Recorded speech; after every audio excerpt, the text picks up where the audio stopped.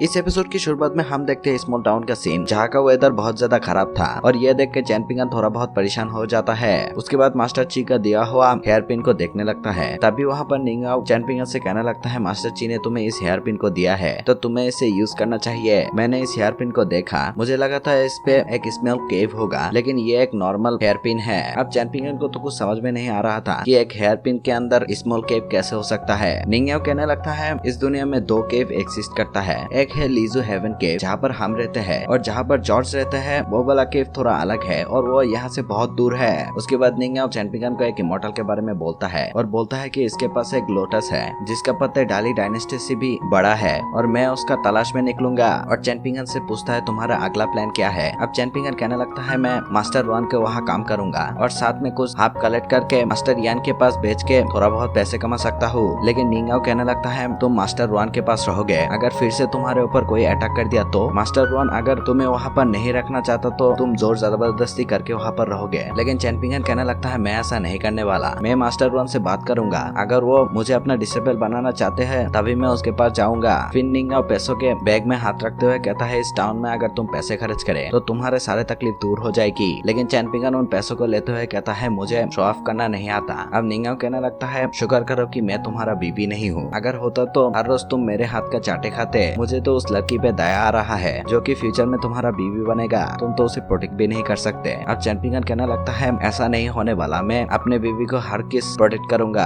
अगर उसके लिए मुझे सैंड से भी फाइट करना पड़े तो भी मैं करूंगा। और वैसे भी मेरे बाप ने कहा है, अगर तुम अपने लाइफ पार्टनर को प्रोटेक्ट नहीं कर पाए तो तुम शादी भी मत करो। हम देखते हैं ये बात सुन के निंगाओ काफी ज्यादा इम्प्रेस हो जाता है और मास्टर वन के शॉप की ओर बढ़ने लगता है। अगले सीन में हम देखते हैं सेंट जीशन के ऊपर एक हेवन की अटैक हो गया था। अब वहाँ का सेंट कहने लगता है, सेंट जीशन तुम हेवन के खिलाफ जाके बहुत बड़ी गलती कर रहे हो, हमें पता है कि तुम्हें स्मॉल टाउन के लिए बुरा महसूस हो रहा है, लेकिन तुम हेवन के खिलाफ नहीं जा सकते, अभी भी वक्त है, पीछे हट जाओ। लेकिन हम देखते हैं सेंट जीशन पीछे नहीं हटता। अब एक सेंट कहने लगता है, इसे बात करके कोई फायदा नहीं होगा, ये हेवन के खिलाफ जाके कुछ एक्स्ट्रा ऑर्डिनरी करना चाहता है, लेकिन इससे पहले जिंदा तो रहना पड़ेगा इसे। अब सेंट जीशन कहने लगता है, इस स्मॉल टाउन में पैदा हुआ हर एक शख्स एक्स्ट्रा ऑर्डिनरी टैलेंट के साथ पैदा होता है, वो लोग एक जीनियस होता है, लेकिन मैं उन्हें जीनियस नहीं मानता। ये सब हुआ है उसी गोल्डन ड्रैगन के लिए और 3000 साल तक हम इस अपॉर्चुनिटी को एंजॉय किया है। मैं यहाँ पर आके अपनी क्लिफ एकेडमी ओपन की ताकि मैं लोगों को सेल्फ कल्टीवेशन सिखा पाऊँ। अब उनमें से सेंट कहने लगता है, हमने 3 हेवन पाथ बनाया है, लेकिन तुम अपने एकेडमी में कुछ और ही सिखा रहे हो। अब मास्टर ची कहने लगता है, मेरा सिखा हुआ किसी भी चीज से आपका कोई प्रॉब्लम नहीं, अगर होता तो पहले ही आप मेरे ऊपर अटैक करते, लेकिन आप 3000 साल बाद ही इसके ऊपर अटैक करने चले आए। आज चाहे जो भी हो जाए, मेरे होते हुए आप स्मॉल टाउन का कुछ भी नहीं कर सकते। हम देखते हैं इस बात से वो सेंट बहुत ज्यादा भड़क गया था और अपने मल्टीपल हेवनली शॉट से अटैक कर देता है, जो अटैक सीधा जाके मास्टर ची को थोड़ा बहुत इंजर्ड कर दिया था। अब मास्टर ची उनसे बचने के लिए बैम्बो लीफ का यूज करते हुए अपने आसपास एक शील्ड बना लेता है, लेकिन ये देखते हुए ये सेंट अपने करोड़ों शॉट को समन कर लेता है और मास्टर ची के ऊपर अटैक कर देता है। वो अटैक काफी ज्यादा खतरनाक था और ये सब अटैक कोई मामूली अटैक नहीं था, ये सब अटैक एक पूरे दुनिया को खत्म करने का औकात रखता है। हम देखते हैं मास्टर ची वहाँ का वाटर का यूज करते हुए उन करोड़ों शॉट को रोक लेता है। ये चीज देख के वो सेंट हैरान हो गया था और बोलने लगता है, मानना पड़ेगा तुझमें कुछ तो बात है। लेकिन तभी हम देखते हैं वहाँ पर एक थंडर सेंट अपने थंडर पावर का मदद से मास्टर ची के ऊपर अटैक कर देता है, जो कि बहुत ज्यादा खतरनाक अटैक था। लेकिन हम देखते हैं मास्टर ची किसी भी हालत में स्मॉल टाउन को प्रोटेक्ट करना चाहता है। हम देखते हैं स्मॉल टाउन से कुछ ड्रैगन आके मास्टर ची को प्रोटेक्ट करने लगता है। ये देखते हुए एक सेंट बहुत ही खतरनाक हेवनली पंच को रिलीज कर देता है, जिसके प्रेशर की वजह से वहाँ पर सारे ड्रैगन खत्म हो गया था। लेकिन हम देखते हैं मास्टर ची एक हाथ से ही उस अटैक को रोक लेता है और वो बार बार स्मॉल टाउन की ओर देख रहा था। तभी हम देखते हैं चैन पिंगन को, जहाँ पर बाहर एक बिजली करकने से चैन पिंगन जब बाहर निकलता है तभी वहाँ का माहौल चेंज हो गया था और वो जगह काफी ज्यादा खतरनाक बन गया था और उसके सामने वही ब्रिज था और वो आगे बढ़ते ही उसे दिक्कत होने लगता है। लेकिन हम देखते हैं चैन पिंगन जैसे तैसे आगे बढ़ता है, लेकिन जब वो एक सीढ़ी में पैर रखता है तभी वो जगह टूट गया था और चैन पिंगन आसपास का नजारा देखता है, जहाँ पर वो देखता है कुछ इविल सोल उसके ओर आ रहा था। लेकिन तभी वो एक अलग जगह पर आ जाता है, जहाँ पर उसके सामने एक कॉफिन था जो कि उसके बाप का ही कॉफिन था, लेकिन उसे टच करते ही वो गायब हो जाता है। लेकिन उसके पीछे उसका माँ था, लेकिन उसके माँ के पास जाते ही वो वहाँ से गायब हो जाता है। लेकिन तभी चैन पिंगन फिर से उसी ब्रिज की ओर आ जाता है। चैन पिंगन को यहाँ पर कुछ भी समझ में नहीं आ रहा था और उसे वो ट्री इंसिस्टर का आवाज सुनाई देता है, जो कि उसे बोल रहा था आगे मत बढ़ो। लेकिन उसे तब सेंट जीशन का आवाज आता है, जो कि बोल रहा था चैन पिंगन आगे बढ़ो। लेकिन तभी चैन पिंगन को मास्टर यान का आवाज सुनाई देता है, जो कि बोल रहा था तुम ना ही आगे बढ़ पारोगे ना ही पीछे हटोगे, मैं चाहता हूँ कि तुम वहीं पर ही रुको। यहाँ पर हम देखते हैं सैन जिशन के ऊपर लगातार अटैक कर रहा था, लेकिन सैन जिशन अपने हाथों की मदद से उन अटैकों को रोकता है। ये चीज देख के ये बंदा भड़क गया था और अपने पावर की मदद से सैन जिशन का एक हाथी काट देता है और यहाँ पर इनका हालत बहुत ज्यादा खराब हो गया था। लेकिन फिर भी मास्टर ची उस स्मॉल टाउन को नहीं छोड़ता।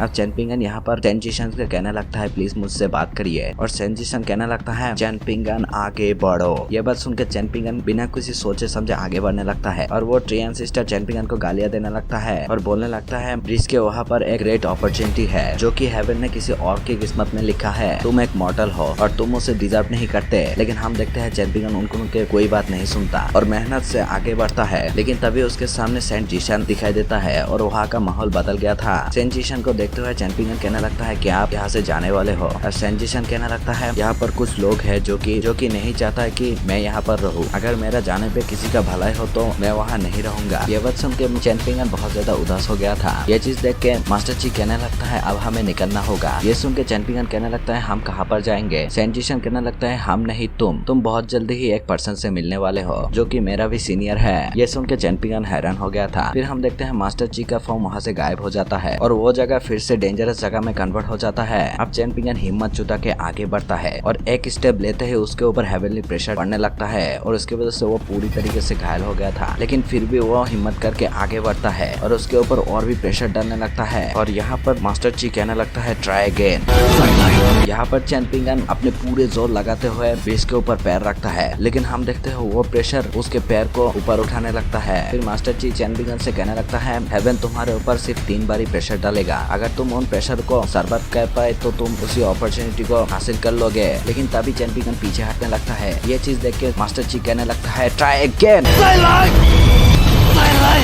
और यहाँ पर चैन पिंगन जोर से चिल्लाते हुए अपने पूरे जोर लगा के उस ब्रिज पे पैर रखता है और उसे याद आने लगता है मास्टर ची ने उसे कहा था क्या तुम मौत से डरते हो। चैन पिंगन कहता है कि मैं मौत से नहीं डरता। और यहाँ पर चैन पिंगन कहने लगता है मास्टर ची ने मुझे एक बंदे से मिलने के लिए बुलाया था और मैं इस चीज को कभी टाल नहीं सकता। ये बोल के अपने पूरे जोर लगाते हुए पैर को नीचे रख रहा था और यहाँ पर मास्टर ची को पूरा भरोसा था कि चैन पिंगन ये कर लेगा। और यहाँ पर चैन पिंगन अपने पूरे जोर लगाते हुए उस ब्रिज पे पैर रख देता है और तभी वहाँ का माहौल बदल गया था और उसके सामने एक लाइट चमकने लगता है। लेकिन उस चीज को देख पाए इससे पहले ही चैन पिंगन बेहोश हो जाता है और यहाँ पर मास्टर ची का बॉडी भी नीचे गिरने लगता है और उसे अपने क्लिफ एकेडमी का याद आ रहा था और यहीं पर मास्टर यांग और निंग याओ ये सब देख रहा था। और यहाँ पर सैन जिशन कहने लगता है मैं चाहता हूँ कि स्मॉल टाउन का हर एक बंदा खुश रहे। अगर ये दुनिया मेरे बिना खुश है तो इससे मुझे कोई प्रॉब्लम नहीं। ये बोल के वो नीचे गिर जाता है और हमेशा के लिए चला जाता है। और यहाँ पर स्मॉल टाउन का हालत भी सही हो गया था और मास्टर यांग कहने लगता है अब यहाँ का लोग फिर से रिइंकार्नेट हो सकता है। हम देखते हैं वो स्मॉल टाउन असल दुनिया से कनेक्ट हो गया है और इसी के साथ ये वाला एपिसोड खत्म होता है।